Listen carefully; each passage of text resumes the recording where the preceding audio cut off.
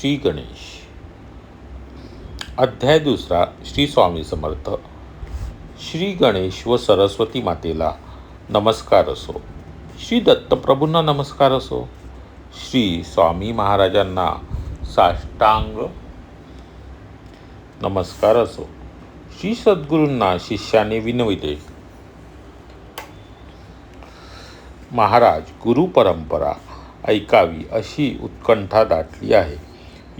ती योग्य जिज्ञासा पाहून श्री गुरु म्हणाले, सांगतो. भगवत भक्तीच्या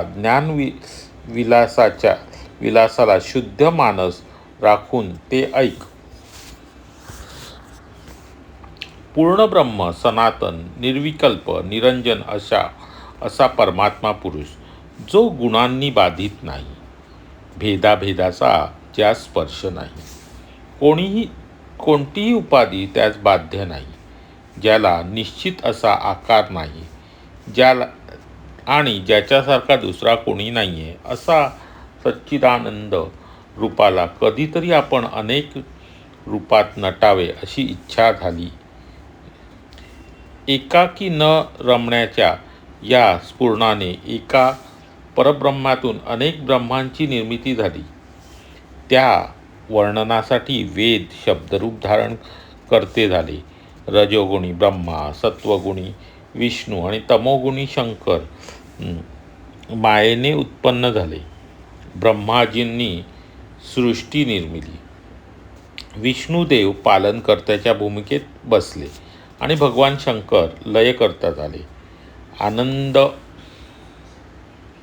ब्रह्मापासून भूते उत्पन्न झाली. अशा प्रकारे सृष्टीचे गाडे चालू लागले. त्या विधात्यापासून असंख्य मानसपुत्र निर्माण झाले. त्यातच सप्त ऋषींचेही अवतरण झाले. त्यात श्रेष्ठतम असे एक रूप म्हणजे श्री अत्री मुनी, त्यांची पत्नी अनुसूया. या दंपत्याने पुत्रप्राप्तीसाठी कुलाद्री पर्वताच्या 100 वर्षे पुत्रप्राप्तीसाठी कुलाद्री पर्वतावर 100 वर्षे तप केले. त्यांचे विस्तृत वर्णन भागवताच्या 4 स्कंदात आहे.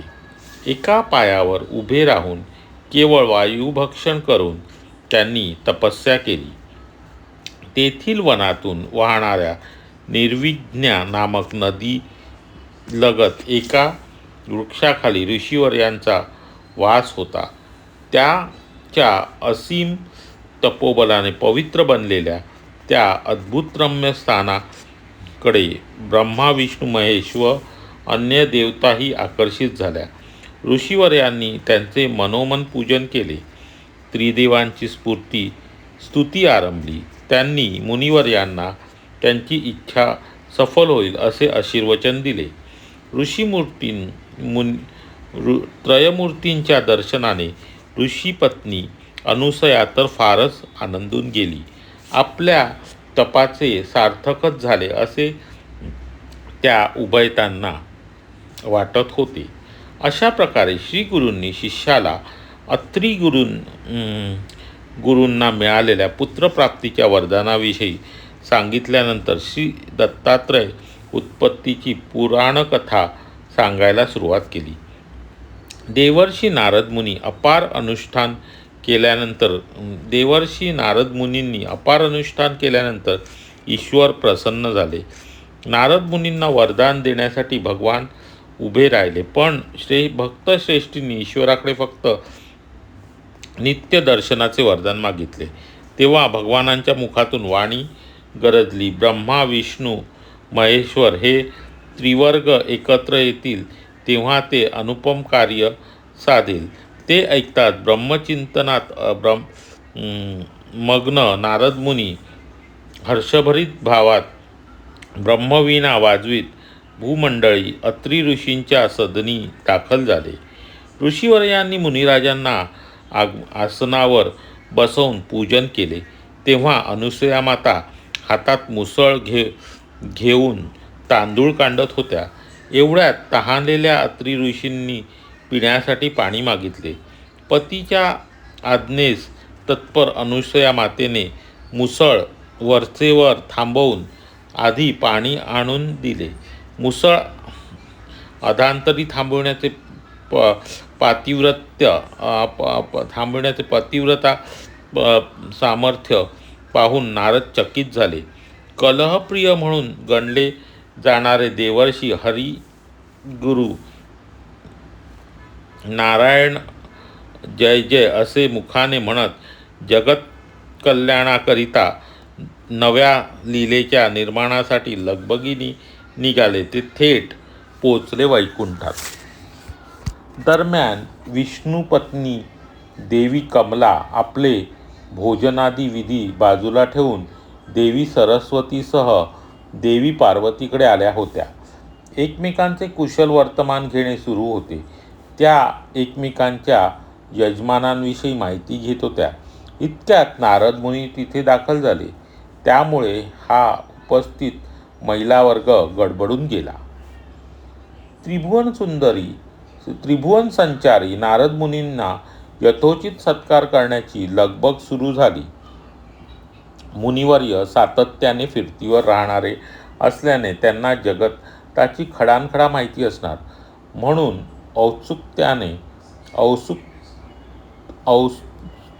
म्हणजे उत्सुकपणे त्रैलोक्यात पवित्रतम सती अशी कोण, स्त्री अशी कोण आहे असा प्रश्न या स्त्रीवर्गाने त्यांना केला.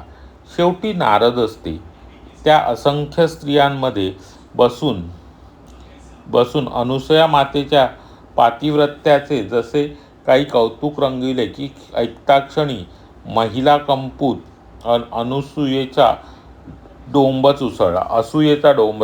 अनुसूयेचा नाही, असूया म्हणजे मत्सर वाटू लागला त्यांना. नारद म्हणतात, अख्ख्या ब्रह्मांडामध्ये अनुसूयेसारखी महासाध्वी कधी पाहिली नाही की ऐकली नाही. तिच्या केवळ दर्शनाने देव, दानव, मानव सर्वच पावन ठरतील. त्यात आश्चर्य ते कसले. स्वधर्म पालक, सदाचारिणी, कुशल गृहस्थाश्रमी व जिचे चिरकाल लक्ष पतिचरणी अशी ती अत्रिरमणी सर्वदा वंदनीय आहे. ती पतिसेवेत सदा हात जोडून तत्पर असते. येणाऱ्या कोणत्याही अभ्यंगताचे प्रेमळपणे निरंतर आदरातिथ्य करते.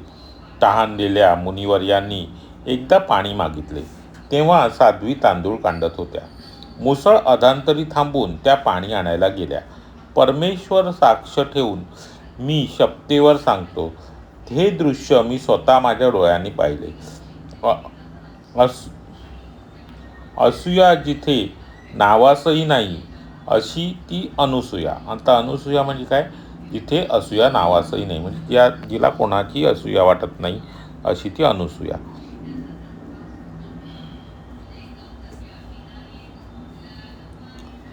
एवढे बोलून आनंदित होत हसत ते सुस्वरामध्ये सुरस गायन करू लागले. त्यावेळी उमा, रमा, सावित्री या उमेश, रमेश आणि विरंची म्हणजे ब्रह्मदेव या त्रिदेवांना च्या पत्नी अस्वस्थ होऊन वर्णन ऐकत होत्या. सृष्टी निर्माण, पालन आणि लय या तिन्ही महत्त्वपूर्ण गुणांस कारण अशा देवांच्या पत्नी असूनही नारद मुखी हे काय नवीनच ऐकायला मिळाले या विचारात त्या सुन्न झाल्या. नारदांनी काही खोटे सांगितले नव्हते. ते अतिरंजितही बोलले नव्हते. पण ज्यांच्यासमोर त्यांनी ते मांडले त्या त्रिदेवींना असले दुसऱ्याचे कौतुक ऐकण्याची सवय नव्हती. सतीचे हे आगळे वैभव त्यांच्यातील कमीपणाही उघडे करणारे होते. शिवाय देवर्षी नारद हे अनुसूयेचे वर्णन जोर जोरात करून का हसत हसत निघून गेले होते, म्हणजे तुम्ही तिच्यासारख्या नाहीत हे त्यांनी अप्रत्यक्षरित्या सुचवले होते. त्यामुळे आपल्यापेक्षा अन्य कोणीतरी स्त्री श्रेष्ठतम आहे हे ऐकून त्या असूयेने भरून गेल्या. निघाल्या आणि धडकल्या त्या आपल्या पतिदेवांच्या विचारचक्रावर. आधी त्या रुसून बसल्या, नंतर दिसेनात म्हणून नवऱ्याची धडपड सापडल्या तर त्यांचे नारद पुराण सुरू. सावित्रीची तक्रार ऐकून ब्रह्मदेव म्हणतात, हा आमचा नारद अगदी कलह-प्रवीण आहे. कुठे काय बोलायचं त्याचं शहाणपणा तो राखत नाही. कैलासावर वेगळेच चित्र रंगले होते. चित्त व पित्त भडकून गेलेली उमा संतापून एकांतात लपून बसली. ती घरात सहज दृष्टीस पडली नाही. म्हणून एरवी जीवाशिवस्वरूप एकाकार वृत्तीने वावरणारे देवादिदेव महादेव स्वप्रिया न दिसल्याने बावरून गेले. शोधाशोध करताच ती जगन्नायिका एका वटवृक्षाखाली निजली असल्याचे समजले. तेव्हा महादेवांनी स्वतः जाऊन महादेवीला उठवले. एव्हा नारदांनी कळ भगवान शंकरांनाही कळलीच होती. ते उमेला समजावू लागले, निषादा आम्ही तुझ्यासाठी रेणुका सुमेरू आणि सुमेरूचा युलासा रेणूचा सुमेरू आणि सुमेरूचा युलासा रेणू करू किंवा सूर्यचंद्रांनाही उभे करू. काय झाले ते सांग. त्यावर उमादेवी पतिदेवास म्हणाल्या, त्या अनसूयेची करणी मला सहन होईनाशी झाली आहे. इकडे वैकुंठालाही अशीच गडबड उडाली होती. फुगून बसलेल्या देवी लक्ष्मीस वैकुंठाधिपती शोधत फिरत होते. शेवटी श्री गरुडाने तळघरातून बातमी आणली की लक्ष्मी खाली बसल्या आहेत. कमलापती देवी कमलेचा हात धरून समजावू लागले. त्या गोंधळाच्या मुळाशी नारद मुनी आहेत हे अंतःसाक्षी मधुसूदनाने ताडले. ते देवीची समजूत काढत म्हणाले, अगं, अशा अनेक सती आम्ही क्षणात यमलोकामध्ये धाडू. अस्वस्थ का होतेस? श्रीबुद्धीनी कमल केली आणि प्रत्यक्ष त्रिदेव एका सतीच्या छळण्याचा विचार करू लागले. स्त्रीबुद्धी अशीच चालली तर चांगला विचार अधोगतीस पाहून प्रलयही होऊ शकतो. अशा प्रकारचे हे एक मोठे उदाहरण होय. ब्रह्मा विष्णू महेश ब्राह्मण रूप धारण करून अत्री सदनी पोहोचले. अत्री ऋषींचे सदन सुंदर स्वच्छ होते. पाहणाऱ्यास मोठे समाधान वाटत असे. अनुसूया माता कोण्याही अतिथीस विनमुख जाऊ देत नसत. अशा पुण्याश्रमी हे त्रिदेव अतिथी जाऊन पोचले आणि चिडूनच त्या तिघांनी इच्छा भोजनाची मागणी केली. त्यांच्या किंचितही अनादर न करता अनुसूया मातेने त्यांना उत्तम आसनावर बसवून षोडोपचारे पूजन केले. तर उत्तम आसन याचा संधी आलेला, त्यामुळे उत्तम आसनावर त्यांना बसवले. नंतर त्यांच्या भोजनासाठी पक्वान्नांनी भरलेले ताटे मांडली. त्यानंतर अत्यंत सुस्वरूप साध्वी हात जोडून अतिथींना म्हणाली, जे तुम्हास रुचेल ते आणखीही मागून घ्या. तेव्हा त्या लावण्यवतीकडे पाहत ते तिघे म्हणाले, तुझे लावण्य पाहून आमच्या मनात अभिलाषा उत्पन्न झाली आहे. तू खरोखरीच साध्वी असशील तर स्वतःचे वस्त्र सोडून अन्न वाढ, अन्यथा पतिव्रतेची वार्ताही कुणाजवळ काढू नकोस. तेव्हा ती साध्वी त्या ब्राह्मणास म्हणाली, एका नग्न स्त्रीस पाहून तुम्हा चा काय लाभ होणार? परस्त्रीच्या नादाने, ध्यानाने, संगतीने असंख्य जणांना नागविले आहे. दुसऱ्याच्या स्त्रीचा समागम नेहमी बंधनातच टाकतो. देवादिक अथवा कोणीही यापासून सुटलेले नाही. परस्त्रीचे स्वप्नातही स्मरण करू नये. त्याविषयीचे दुराचरण प्राणघातक मानावे, जाणावे. परस्त्री संगाने सर्व नाश तर होतोच, बंधनपाशातही पडू शकतो. म्हणून तीव्र वैराग्याचा अंकुश आणि सविवेक असला पाहिजे. परस्त्रीचे नग्न शरीर पाहणे निरर्थक होय. तुम्ही तर अतिथी आहात, भोजनास बसला आहात. अशा वेळी चित्त शुद्ध असले तर शुद्ध असावे असे शास्त्र आहे. बघा, भोजनाला बसलेलं असताना आपलं चित्त कसं असायला पाहिजे? शुद्ध असले पाहिजे. याचा जरा निश्चितपणे विचार करा. अशा वेळी भ्रमात पडलेले त्रिदेव अनुसया मातेस म्हणतात, तुमचे भाषण ऐकायला सत्य आणि सुरस वाटते, पण आम्हाला हा शास्त्रबोध ऐकायचा नाही. सांगितल्याप्रमाणे वागता की नाही असे बोला. धर्मतत्व काय याची आम्हाला कल्पना आहे. ऐकत नसाल तर सत्वर निघून जाऊ. त्यांच्या या विचाराने सतीला नवल वाटले. त्रिकालज्ञानी अत्रिमुनींच्या त्या पतिव्रता साध्वीने अंतरी पाहून ताडले की ते तिघे दुसरे तिसरे कोणी नसून विधी हरिहर म्हणजे ब्रह्मा विष्णू महेश आपल्या आश्रमात छळण्यासाठी दाखल झाले आहेत. त्याच वर्षी त्या सतीने आपल्या पतीचे ध्यान करून अतिथींवर तीर्थाचे सिंचन केले आणि क्षणात तिथे तत्काळ 3 गोजीरवाणी बाळे दिसू लागली. सतीमातेने त्या बाळांस अंगावर घेताच तिच्या स्तनातून दुग्धधारा सुटल्या. ती त्या लेकरांना दूध पाजू लागली.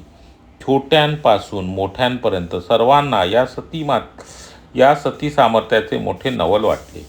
त्यावेळी अत्री अनुसया उभयतांच त्या प्रकारे ईश्वरांनी आपल्या 3 गोजिरी बाळे दिल्याचा परमानंद झाला. ऋषी सदनी मोठा आनंद सोहळा चालला. त्रिदेवांची बाळे झाली. अनुसया आई झाली. एवढ्यात तिथे आणखीन एक नवल घडले. देवर्षी नारद मुनींनी आश्रमात आगमन झाले. त्रयमूर्ती बालक रूपात बदललेले पाहून ते खोखो हसू लागले. अनुसया मातेने देवर्षींचे पूजन केले. अत्री आश्रमातील आदरातिथ्य स्वीकारून नारद मुनी थेट देवलोकात जाण्यासाठी निघाले. तिकडे देवपत्नींची तारांबळ उडाल्याचे चित्र होते. आपले सामर्थ्यवान पतिदेव गेले कोठे हेच त्यांना कळत नव्हते. त्यांचे वृत्त नारदांनी पुरवले. शांतपणे त्या त्रिदेवीला नारद म्हणतात, तुम्हा तिघांचेही पती अत्री आश्रमामध्ये बाळे होऊन पाळण्यात लोळत आहेत. ते आश्चर्यवृत्त श्रवण करताच त्या तिघीही क्रोधित झाल्या. नारदांनाच विनंती करून त्यांच्याच समवेत पृथ्वीवर दाखल झाल्या. नारदांनी साधवत चित्ताने दूरवरून ऋषी आश्रमाकडे बोट दाखविले. तेव्हा त्या तिघी म्हणाल्या, तुम्ही आता चला. त्या तिघींनी नारदासमवेत आत जाऊन जेव्हा त्या बालकांना पाहिले तेव्हाच त्यांच्या नारद वचनावर विश्वास पडला. तिन्ही देवींच्या अंगामध्ये रागाचा तीव्र संताप झाला. त्या अनुसयाला म्हणाल्या, काय ग तपस्विने, रात्रंदिवस तू शाबरी मंत्र जपत असते काय? तू भली मांत्रिक दिसतेस. इंद्रजाल टाकून आमच्या पतींना बालक केलेस, ते कपट होय. हे पतिव्रता लक्षण नसून चेटकीपणाचे आहे. देवस्त्रियांचे विचित्र विचार ऐकून जराही विचलित न झालेली माता अनुसया त्यांस म्हणाली, इंद्रजाल शाबरी मंत्राधिक तुच्छ असून भगवंतांचे चरणचिंतन स्वच्छ होत. तुम्ही स्वतः एवढ्या मोठ्या सती असाल तर तुमच्या वर बहुरूपी पतींना ओळखून घ्या ना. तुम्ही महान पतिव्रता म्हणून त्रैलोक्यमध्ये प्रसिद्ध असल्याचा अहमपणा गाजविता, तर आपल्या पतींना ओळखत का नाही? जी स्त्री स्वतःच्या पतीला जाणू शकत नाही किंवा जिने आपल्या पतीला ओळखलेले नाही, अशा पत्नीने नसता राग करणे हे सती लक्षण नव्हे. ते साध्वी वचन ऐकून सावित्री, लक्ष्मी, उमा तिघींचा राग क्षणार्धात गळला. थोड्याच वेळात त्यांचे गर्वाचे घर रिकामी झाले. त्यांनी अनुसूया मातेची मनधरणी करू लागल्या. अहो, आपण पतिव्रता धर्मात निपुण आहात, जगन्माता आहात. आम्हाला क्षमा करा. आम्ही तुम्हाला शरण आलो आहोत. आमच्या पतींचे आम्हाला दान द्यावे. तेव्हा सस्मित वदनाने माता म्हणाली, सुरांगनांनो, मी सासू, तुम्ही सुना. आता तुमचे हे सासर आहे, तेव्हा उदास न होता येथे सुखाने नांदा. त्यावेळी त्रिदेव आपल्या स्त्रियांना पाहत असूनही एकीकडे मातोश्रींचे स्तनपान करीत होते. महेश्वर, विष्णू आणि ब्रह्मा हे मातेच्या स्तनपानाने तृप्त होत असल्याचे पाहून देवदानव सर्वच आश्चर्यचकित झाले.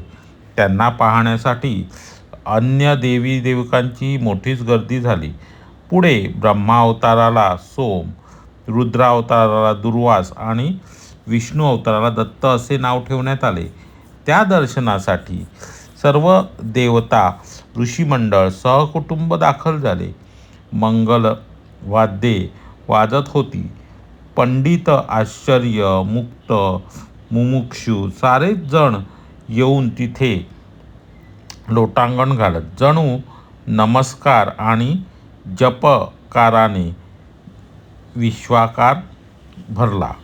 एकूणच प्रकरणात त्रिदेवांच्या स्त्रियांची पतिविरहाने विचित्र स्थिती झाली होती. काही वर्षांनी त्यांनी माता अनुसूयेकडे पतिदेवांच्या प्राप्तीची इच्छा प्रकट केली. तेव्हा केवळ तीर्थसिंचन करून साध्वी अनुसूयेने त्या पुरुषांना पूर्ववत केले. त्यावेळी अर्थात नारदांची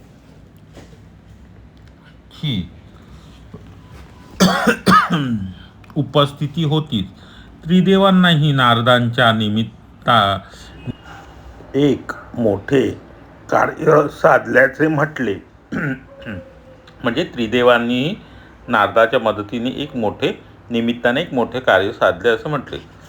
चंद्रात्रय हे कार्यार्थ चंद्रमंडळी तर दुर्वास तीर्थक्षेत्रास निघाले. दत्तात्रय महाराजांनी या दोहोंची उणीव मातेला जाणवू दिली नाही. म्हणूनच ते श्रीगुरु त्रयमूर्ती स्वरूप मानले गेले. ते आश्रमातच थांबले. दत्तगुरूंचा जन्मोत्सव अत्रि ऋषींच्या आश्रमातील प्रकरणामुळे मार्गशीर्ष पौर्णिमेला साजरा होतो. त्या दिवशी पुराण, कीर्तन, ब्राह्मण भोजन आदी कार्यक्रम करावेत. ब्रह्मा, विष्णू, महेशाचे हे विशुद्ध सत्व स्वरूप भजल्यास पुत्रप्राप्ती, आरोग्य, कर्मपाशमुक्तता होते. हे निसंशय. निस्मरण सेवेने पूर्वजन्माचा फेराही चुकतो. नित्य श्रीगुरु भक्ती, लक्ष्मी, विद्या प्राप्त होते.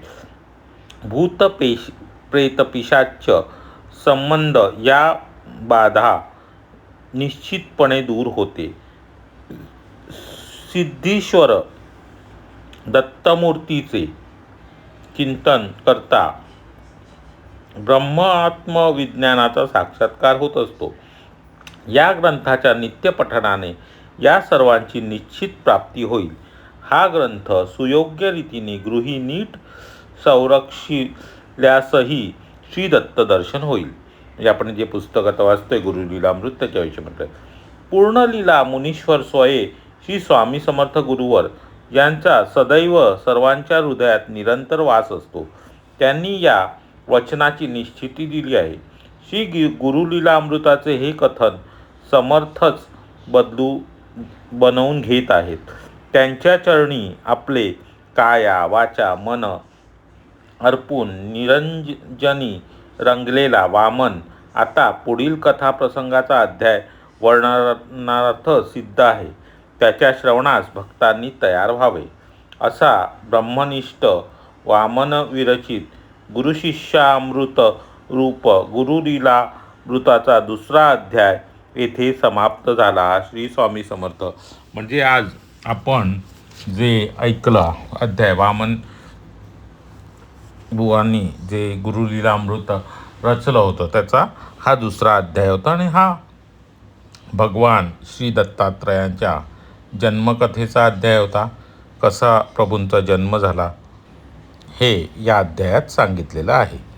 श्री स्वामी समर्थ. जय जय स्वामी समर्थ. तर आजच्या या नामयज्ञाच्या लिंकवर प्रत्येकाने 25 वेळा श्री स्वामी समर्थ असे लिहायचे आहे.